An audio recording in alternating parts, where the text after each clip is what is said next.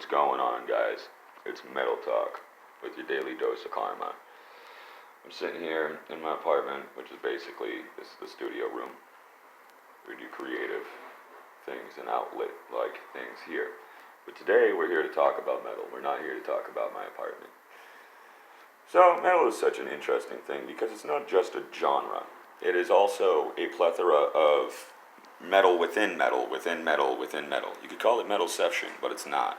So, you can check Metal Blade or Metal Inception, Nuclear Assault, Capitol, Atlantic Records, things like that. And basically what you'll see is nothing that is the same. You can go to a song that sounds similar to another song, but you'll never find anything that is exactly the same all the way through unless you're listening to a very precise cover, which is boring. If you listen to a cover and it sounds just like the other song, why don't you just listen to the original song? Just saying.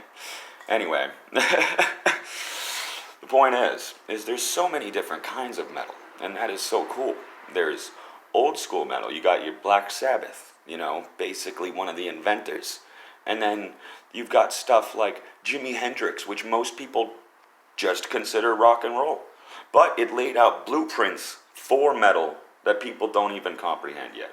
So that's something that I also find very interesting. Another portion that people don't realize is that metal isn't just a genre. There are so many genres of metal that it is insane.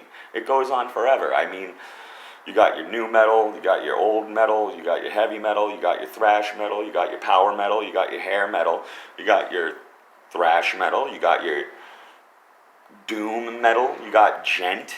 Gent is new. What the hell is gent? Like, when did this happen? A few years ago, apparently?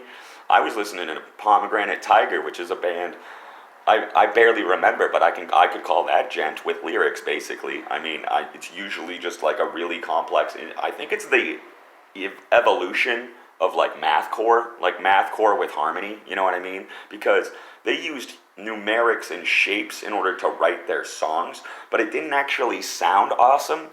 Most of the time with mathcore, it just kind of sounded like random notes turning into shapes, which I understand is part of the picture, the literal picture that they make with the notes. But, I mean, musically, it just didn't sound awesome to the ears, You know how Metallica isn't super complex at all, but it sounds good to the ears somehow?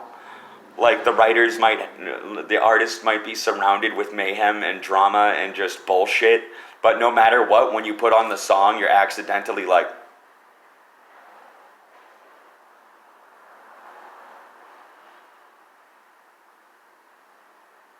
remember their old shit.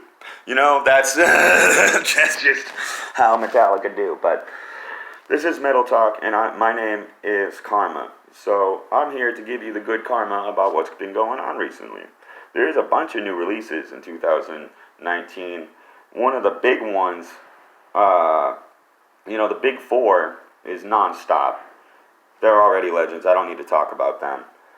But there's been a lot of collaborations between promotions and different labels and variable interconnective sites, and all of the radios are in contact with each other 24/7. If someone's asleep, someone's awake answering the phone, you know what I mean? And that's one of those things that can't be avoided at all. They just won't. It won't be avoided whatsoever. The networking is constant. So when you hear gossip or trash talk about bands, just totally ignore it. Just fucking throw the negativity to the window, throw it out the window, defenestrate it. I don't care.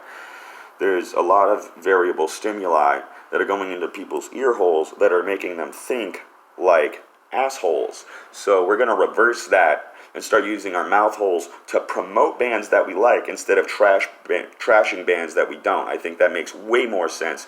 It's a much more positive way to get the message across of the music that you want to hear instead of the music you don't want to hear. Because you're not going to listen to the music you want to hear if you're only talking about the music that you don't like. That's being a negative Nancy, and no one wants a negative Nancy up in their mojo. No one wants it, so stop.